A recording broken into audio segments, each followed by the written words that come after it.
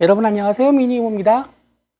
오늘은 2025년 4월 16일입니다. 4월 16일이고 오늘은 세월호 참사 11주기인 날입니다.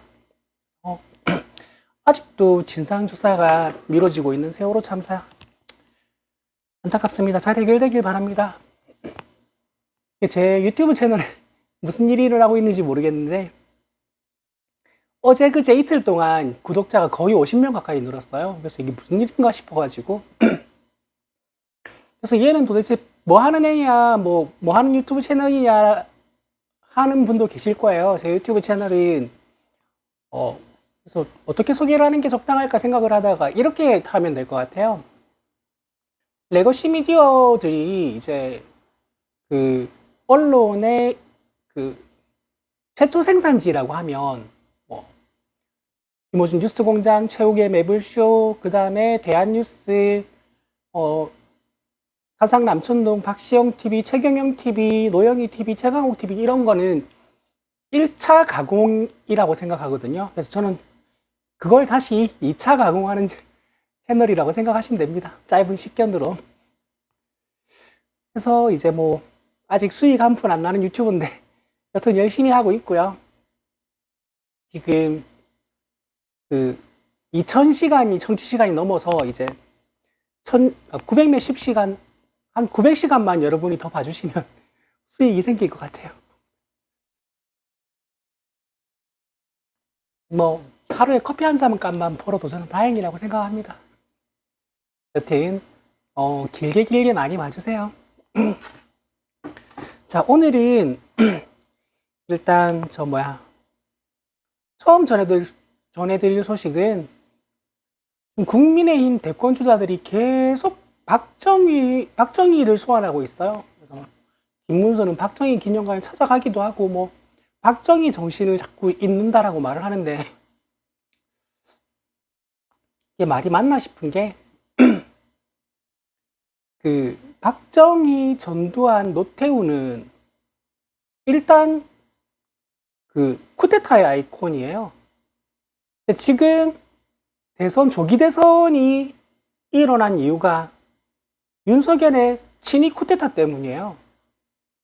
그러니까 이 사람들은 지금 코끼리는 잊혀져야 한다라는 전략도 못 세우는 자들이에요.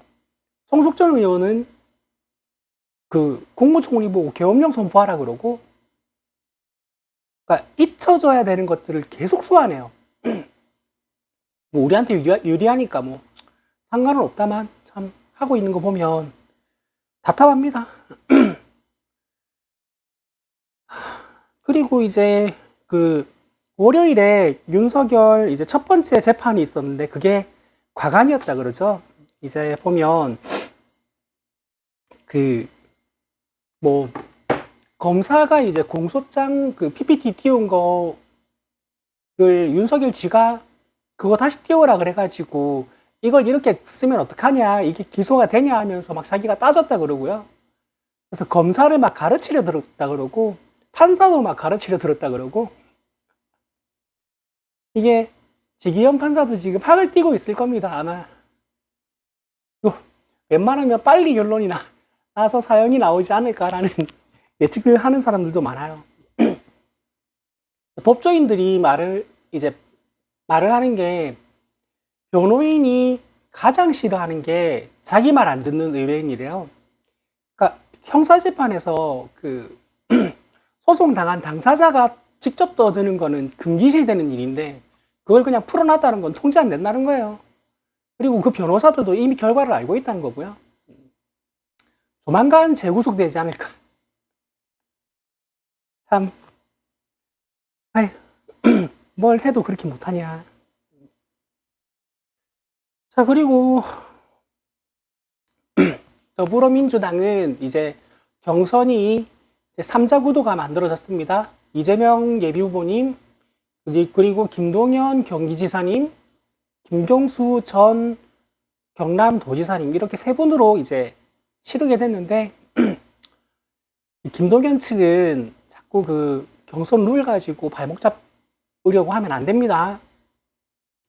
말씀드렸지만 선의의 경쟁을 하는 모습 이외에 다른 모습을 보여주면 그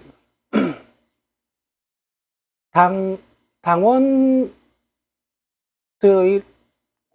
말이 잘 안 나오네. 당원들의 집단지성에 의해서 한 번에 날아가는 수가 있어요. 여러 번 말씀드리지만 지난 전당대회에서 전봉주 의원이 몸소 보여줬습니다. 지금 민주당 150만 당원의 집단지성이 얼마나 무서운지. 그래서 정말 생각 잘하고 이제 경선을 치러야 될 거예요. 지금 다들 이제 유튜브들 댓글들을 보면 빨리 6월 3일이 왔으면 좋겠다는 분들이 많은데 저도 그렇습니다. 설레요, 막. 애인하고 기념일을 앞둔 그런 심정이라 그래야 되나? 6월 3일만 되면 너무 행복할 것 같아요. 여튼, 이 과정에서 이 불협화음이 없어야 돼요. 그래서 좋은 과정을 가지고 좀 경선을 이끌어 나가서 경선이 끝나면 이제 승복하고 한 마음으로 이제 본선으로 들어갔으면 좋겠습니다. 마지막으로 오늘 전해드릴 소식은요. 오늘 방송이 되게 짧을 것 같네. 국민의힘 경선 소식. 요즘 국민의힘 상황만 생각하면 왜 이렇게 웃기지? 자, 국민의힘은 경선에 11명이 등록했다고 하고요. 당원 투표 50%, 그 다음에 국민 투표 50% 해가지고 4명을 선발해서 4명이서 경선을 치르고 4명 중에서 과반 투표가 없으면 4명 중에서 1, 2등 2명을 추려서 결선 투표를 해서 최종 대선 후보를 선발한다고 합니다. 11명. MBC 이제 뉴스를 보면 가나다 순으로 나열을 했던데, 강성현 전 국회의원. 국회의원 후보자라는 거야? 뭐 하는 사람이지? 저도 낯서네요. 그 다음에 김문수 전 장관. 그 다음에 김민수 전 무슨 대학 교수래요. 그 다음에 나경원 의원, 안철수 의원, 양양자 의원, 유정복 인천시장, 이철우 경북도지사, 이건 또 누구야? 정일권 모시기, 그 다음에 한동훈, 홍준표 전 대구시장, 이렇게 11명이랍니다. 모르는 사람도 몇 있고 아는 사람들은 면면들이 참 화려합니다. 진짜 이 당은 경선 치르다가 가루 날 거예요. 지난번에도 말씀드렸지만 예능 경선을 치른다 그러죠. 예능 경선. MBTI 자기소개에다가 이제 야, 누구누구 너 남아 이래서 맞짱 토론하고 당연하지 게임하고 눈치 게임하고 또 뭐 한다 그랬지? 밸런스 게임하고 막 그런데요. 얘네들 살짝 정신이 나간 게 아닐까 라는 생각이 드네요. 제정신으로 진지 빨고 우리 진짜 잘못했으니까 자숙하면서 진지하게 경선을 잘 치르자 이래도 될까 말까 한 판국에 예능 경선.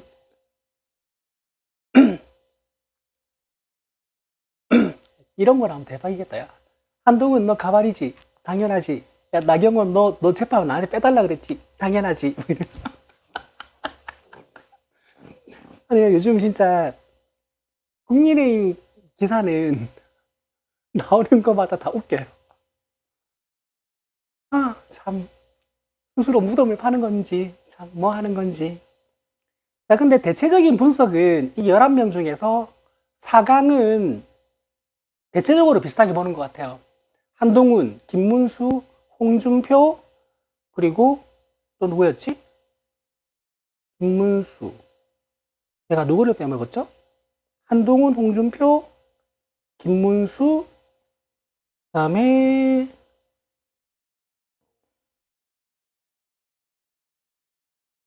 나경원인가?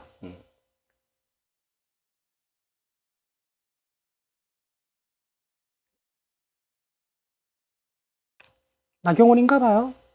안철수일 수도 있고. 근데 안철수는 안 될 것 같은데, 나경원. 뭐 보통 그렇게 보는 것 같아요. 근데 이제 문제는 뭐냐면, 대체적으로 한동훈은 결선까지 간다고 봅니다. 예측을 그렇게 하더라고요. 저는 잘 모르겠어요. 많은 분들의 이제 예측을 제가 전해드리는 거니까. 자, 그럼 한동훈의 상대는 누가 되느냐? 김문수 또는 홍준표가 될 거라는 거죠. 그렇게 되고 난 다음에 한동훈이 떨어지고 김문수 또는 홍준표가 될 가능성이 가장 높다라고 해요.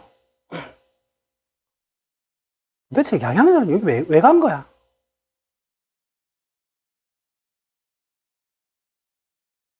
양양자 전 의원은 더불어민주당에 있었던 의원이에요. 근데 이분을 제가 그 작은 강연회에서 본 적이 있었거든요. 이제 그 고졸로 삼성에 입사해서 임원까지 올라가서 고졸 신화로 불리는 사람이었죠. 그래서 그때 당시 20대였나요? 19대였나요?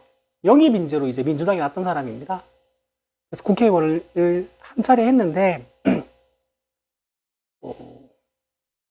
저는 이 사람 뭐지라고 생각을 해도 좀 갸우뚱했던 게, 그렇게 이제 여성 당원들한테 인기가 좋긴 좋던데, 제가 받은 느낌은 조금 달랐어요.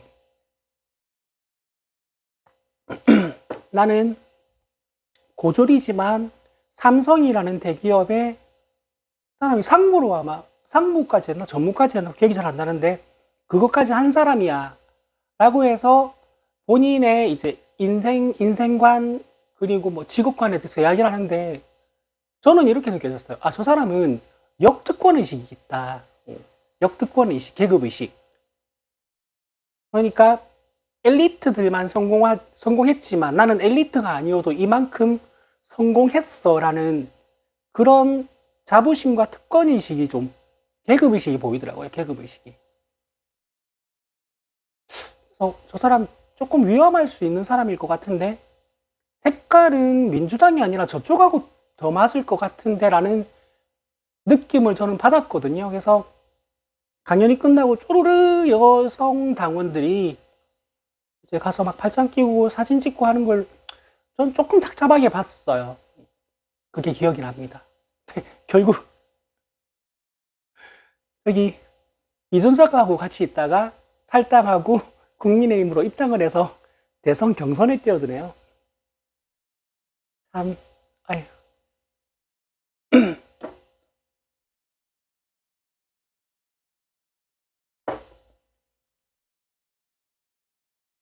이게 그 작은 강연회 같은 데서 국회의원분들을 만나면 그분들의 성향이라는 게 뚜렷하게 보여요.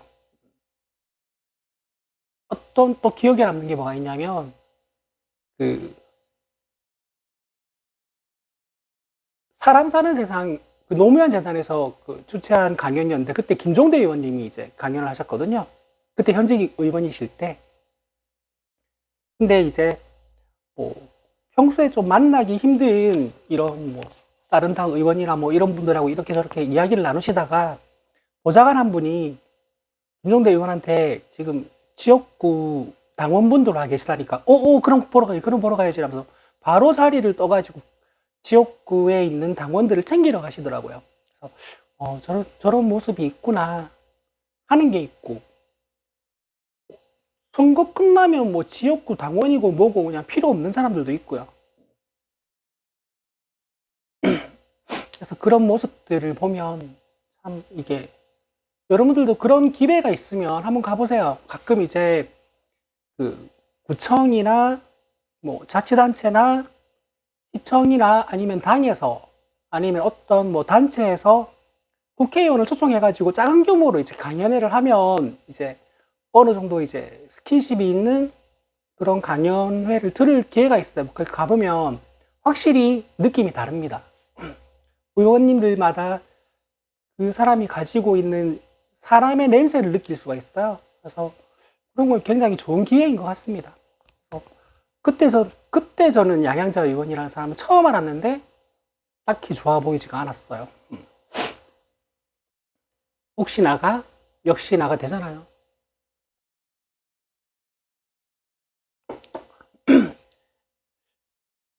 그걸 생각해 보니까 또 다르게 생각을 해보면 나는 이준석이라는 사람에 대해서 평가를 참 잘했다라고 생각이 드는 게,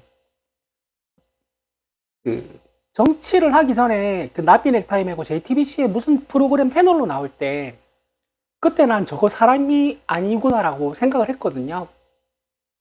제 방송에서 여러 번 언급했으니까 오늘 언급하진 않을게요. 근데 요즘 이런 녹취록이 몇 개 나왔잖아요. 그 기자하고 이제 대화하는 녹취록, 명태균하고 통화하는 녹취록, 이런 게 나왔는데 얘가 반말 찌꺼리를 해요.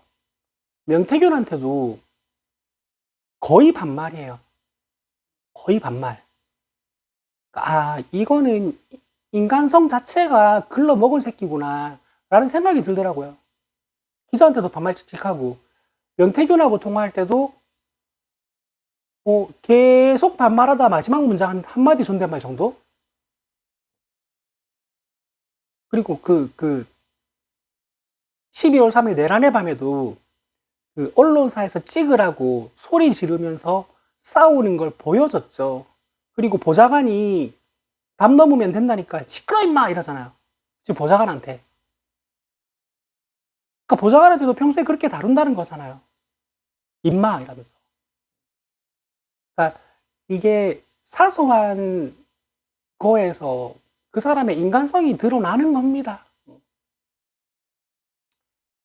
참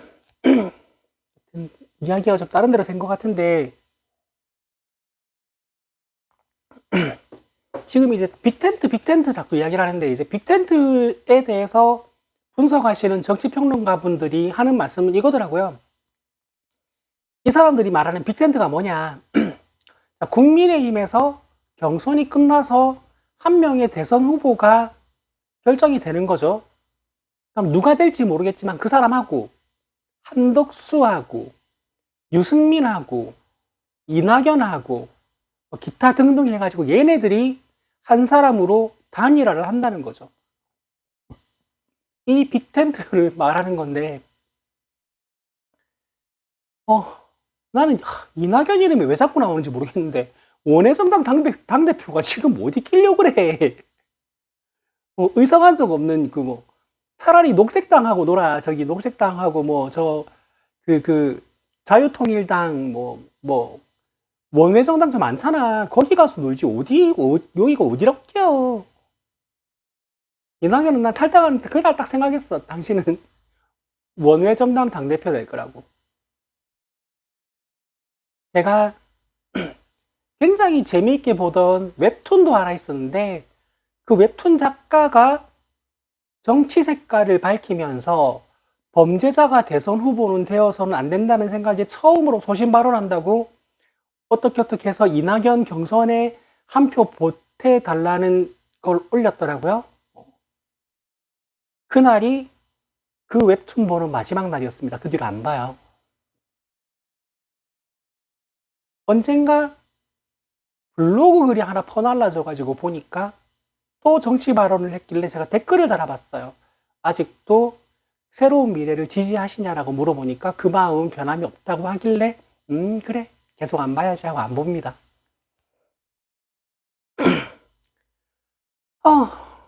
여튼 자꾸 이낙연이 자꾸 껴. 아니 민주당 안에서 국무총리까지 했던 사람이 이거는 진짜 해도 너무한다고 생각합니다. 저는 이재명 대표에 대해서 범죄자 프레임 씌워가지고 공격하는 정치인들 있죠. 이 기소가 너무 말도 안 되는 소설의 조작의 증거 조작의 그런 것만 가득한 기소라는 거를 알고 공격할 수도 있고 모르고 공격할 수도 있다라고 생각하는데요. 그 양쪽 다 저는 정치 그만해야 된다고 생각해요. 자, 알면서 공격하면은 그거는 일단 인간으로서 실격이에요. 정치를 할 자격이 없어요. 그리고 모르고 공격을 한다? 국회의원은 보좌관이 9명입니다. 저같이 그 음식점에서 서빙하면서 틈틈이 레거시 미디어 보고 유튜브 보고 자료 수집하고 뉴스 찾아보는 사람들도 다 아는 내용을 9명의 보좌관을 데리고 있는 국회의원이 모른다고요? 저지 때려쳐야지. 그 세금 한 달에 매달 거기 들어가는 세금이 얼만데 그 혈세가 얼만데. 그러니까 알고 공격하면 인간으로서 실격이니까 정치 그만둬야 되고요. 모르고 공격하는 거면 정치할 자격 없어요. 어떻게 그걸 몰라?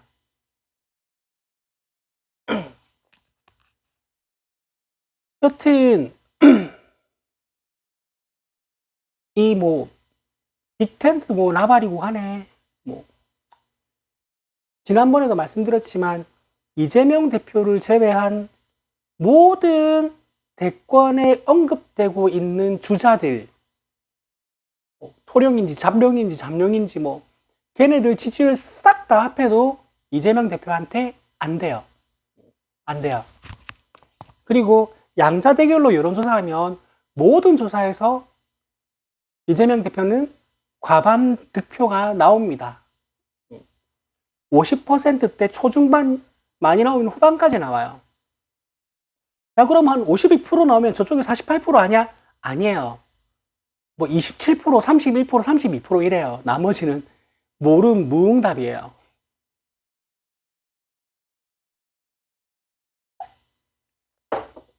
그래서 저는 사실 민주당 경선 과정도 지켜보는 볼 거예요.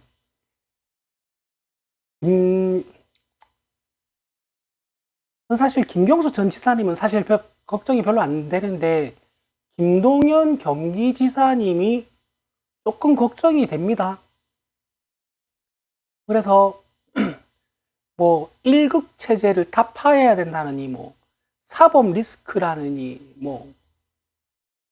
그다음에 이원집정제로의 개원이라든지 내각제로의 개원이라든지 이런 단어가 입 밖으로 한 번 나오는 순간 그 경선을 끝나고 나서 그 사람은 당에서 날아갈 겁니다.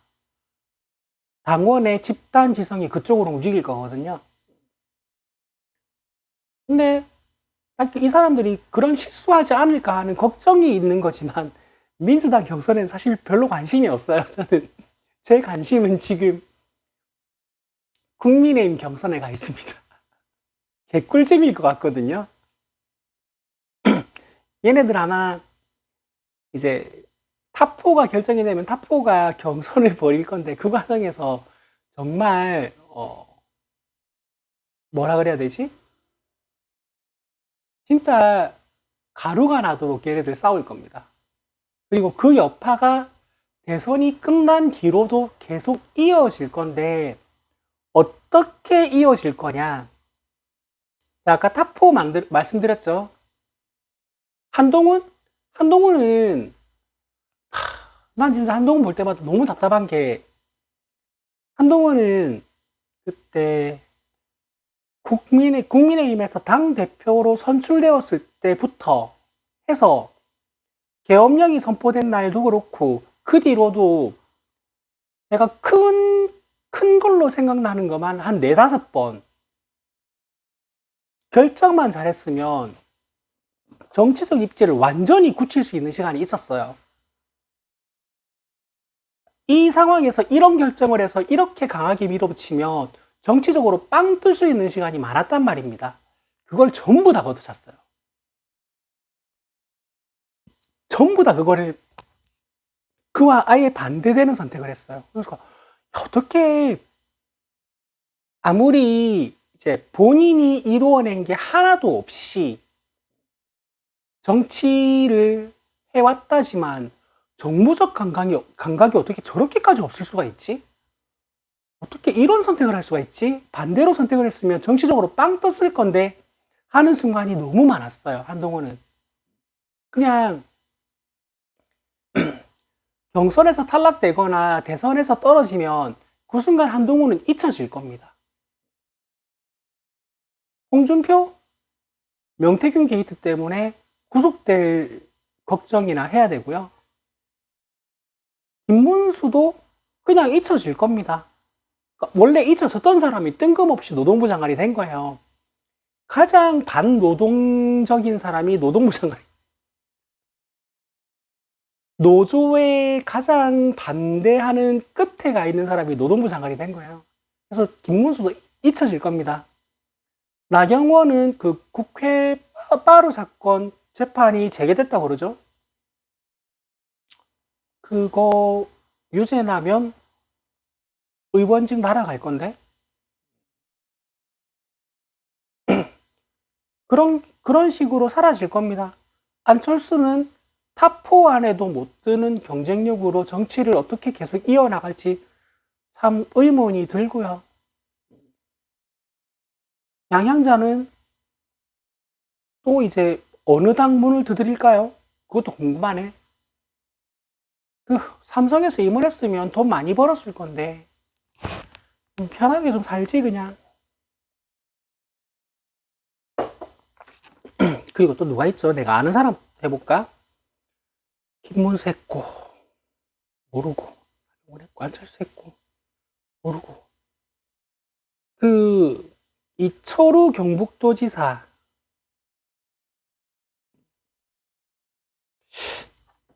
글쎄요, 이 사람은 명태균이 안 묻어있나 모르겠어요. 명태균 묻은 사람들은 전부 다 긴장해야 될 건데, 여튼간에 대선이 끝나면 한동훈이라는 사람은 아예 그냥 잊혀진 야인이 될 겁니다. 어디 가서 뭐 변호사 개업을 하든지 로펌에 들어가든지 뭐 그렇게 하고 살아야겠죠. 근데 경선 과정에서 저는 넷 중에 이거는 그냥 막연한 예감이에요. 막연한 예감인데 넷 중에 누가 될지 모르겠지만 경선 과정에서 크게 다칠 가능성이 큽니다. 이게 누가 될지는 모르겠어요. 폭로에 의한 나경원일지, 명태균 게이트에 의한 홍준표일지, 아니면 예전에 그 노영희 변호사님이 김문수 건강 이상설에 대해서 이야기를 하신 적이 있거든요.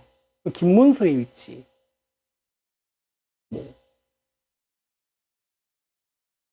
그러니까 뭐가 될지 모르겠는데 경선 과정에서 저는 한 명이 크게 다칠 것 같다는 막연한 예감이 들어요.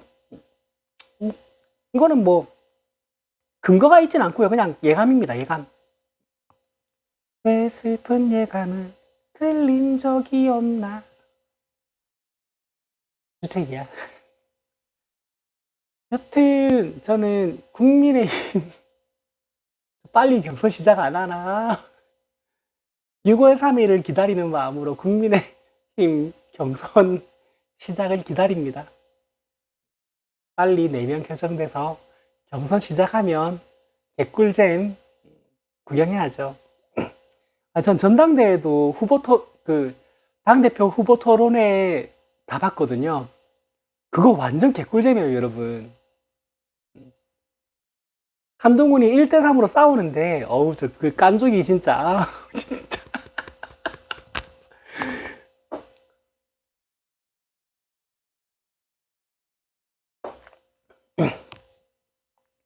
저도 이제 딱 사람이 싫어가지고 꽂혀버리면 그 사람 속이 확 뒤집어지게 놀리고 깐죽대는 거 엄청 잘하는데, 야, 한동훈 되게 잘해요. 한동훈 그거 진짜 잘해요. 나경원 그거 토론 끝나고 대기실 가서 울었다잖아요. 아니, 그 정도 다선 국회의원이면 웬만한 그런 거에 까딱도 안 해요. 그리고 나경원이 원래 주특기가 사람 속 뒤집어 놓는 거거든요. 그러니까 저는 그 TV에서 토론 프로 할 때 뭐 유시민이라든지 뭐 박주민이라든지 이렇게 제가 되게 좋아하는 패널들이 나오면 웬만하면 챙겨보는데 상대편에 뭐 나경원이라든지 뭐 또 누가 있을까? 김진급 평론가라든지 있어요. 몇몇 있어요. 상대편으로 나오면 나 그거 안 봐요. 보는 사람 속을 뒤집어 놓는 재주가 있거든요. 그 나경원이 대기실 가서 울었답니다. 한동훈 대단해. 그 깐족거림은 진짜. 대선 출마 선언도 보니까, 진짜, 깐족거리는 게 진짜. 여튼, 지금, 김동연 도지사님 살짝 의심이 되는데 의심은 적겠습니다. 김동연 도지사님, 김경수 전 지사님을 제외한 대선 출마하겠다고 했던 모든 사람들은 다 단 한 가지를 부르짖습니다. 이재명은 안 된다. 근데 말씀드렸듯이 그 사람들 지지율 다 합쳐도 이재명 대표님한테 안 됩니다. 6월 3일이 너무 기다려져요. 그리고 문재인 대통령님이 당선됐을 때도 저는 이제 보다가 잠들었어요. 그리고 이재명 대표님이 낙선한 선거에도 보다가 잠들었는데 깨니까 윤석열이 당선됐더라고요. 이게 뭔 일이야 했거든요. 근데 불행인지 다행인지 저는 지금 밤 9시에 출근해서 아침 7시에 퇴근하는 일을 하고 있습니다. 밤새도록 가게에서 TV 틀어놓고 실시간으로 행복한 표정으로 개표 방송을 볼 겁니다.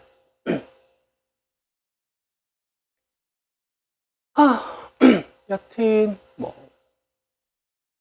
되게 짧게 끝날 줄 알았는데 이런저런 잡소리를 하다 보니까 방송이 길어졌네요. 오늘은 여기까지 하겠습니다. 아마 이 경선이 끝날 때까지는 경선에 관한 보도가 다른 대부분의 뉴스를 잡아먹을 것 같아요. 하지만 오늘 서두에 제가 세월호 11주기라는 말로 시작했지만 잊지 않으셨으면 좋겠습니다. 11년 전 4월 16일 그날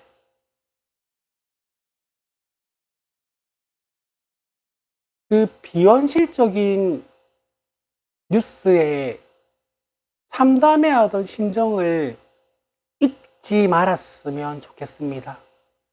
그리고 예전에 제가 세월호에 대해서 제 방송 초창기에 한번 이야기를 한 적이 있었던 것 같아요.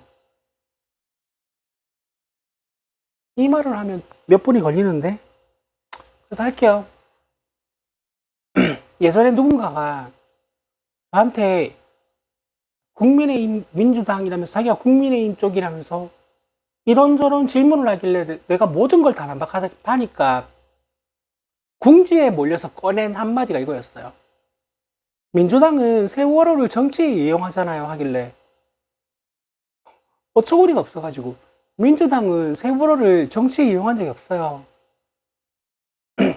세월호 사건이 어떻게 흘러왔는지 아냐? 유가족들이 진상조사에서 책임 소재 파악해서 책임자 처벌해달라 하니까 그때 정부에서 알아서 돈 줄게. 아니 돈 달라고 한 적 없다. 진상규명에서 책임 소재 파악해서 책임자 처벌해줘.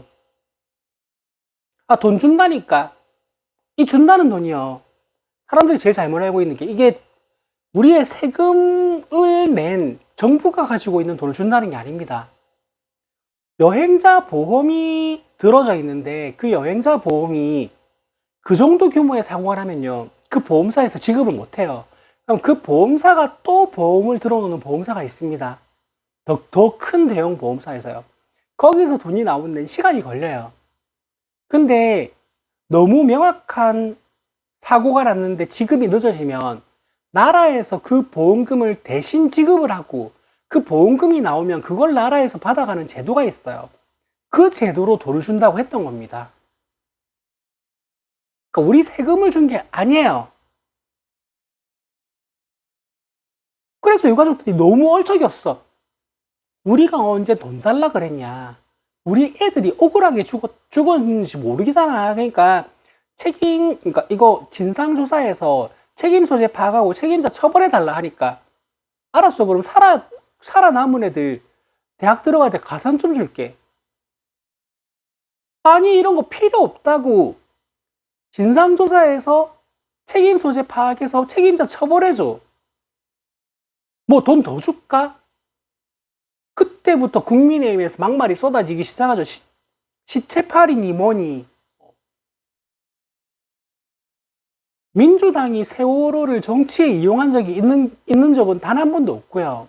그때 민변 중에서 변호사 한 명이 분개에 가득 차서 세월호 유가족들을 자발적으로 변호를 하다가 막혀가지고, 이거는 일개 변호사가 해결할 수 있는 문제가 아니다, 내가 정치에 뛰어들어서 이 문제를 해결을 해야 되겠다고 뛰어든 변호사님이 지금이 의원님입니다.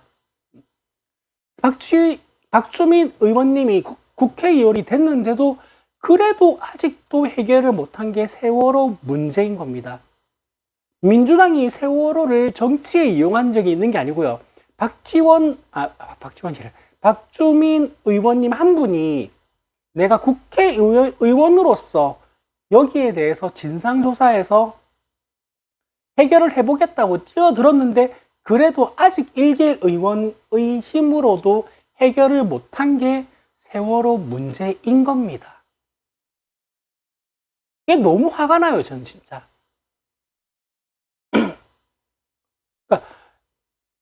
그때까지만 해도 나는 이제 우연히 알게 된 여자분이었는데, 되게 조곤조곤하게 그분의 말을 모든 팩트로 반박을 해주다가 세월호 이야기를 듣고 바로 화가 나더라고요. 그때까지는 제가 평정심을 유지를 하고 있었거든요. 어떻게 그런 말을 할 수가 있지? 세월호를 정치에 이용한 건요, 국민의힘 의원들이에요. 세월호 관련 막말 리스트 한번 뽑아보세요. 얼마나 되는가. 그리고 그 말들이 사람이라면, 제가 어젠가 그저께가 말씀드렸죠. 저것들은 사람이 아니라고. 사람이라면 입에 담을 수 없는 말을 얼마나 많이 했는지. 그러면 세월호의 망자들을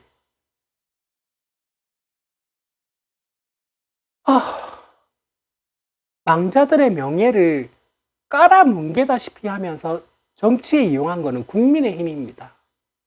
이 점은 저는 분명히 짚고 넘어가고 싶습니다. 그런데 국민의힘 지지자라고 하는 그 사람 입에서 나오는 그 말이 그겁니다. 민주당은 세월호를 정치에 이용하잖아요. 헐. 진짜 헐입니다. 더하면 더 길어질 것 같으니까 오늘은 여기까지 하겠습니다. 오늘은 제 방송을 여기까지 들어주시는 분이 몇 분이나 계실지 모르겠지만, 지금까지 듣고 계시는 분이 계시다면 가볍게 5초에서 10초 정도 조용한 장소에서 세월호 참사 희생자분들을 위해서 가볍게 묵념이라도 할 수 있는 시간을 가져주셨으면 좋겠습니다. 저는 노란 리본 배지를 제 가방에 달고 다니다가 그 배지를 유가족이 팽목항을 떠나는 그날 뗐습니다. 그날까지 저는 붙이고 있었거든요.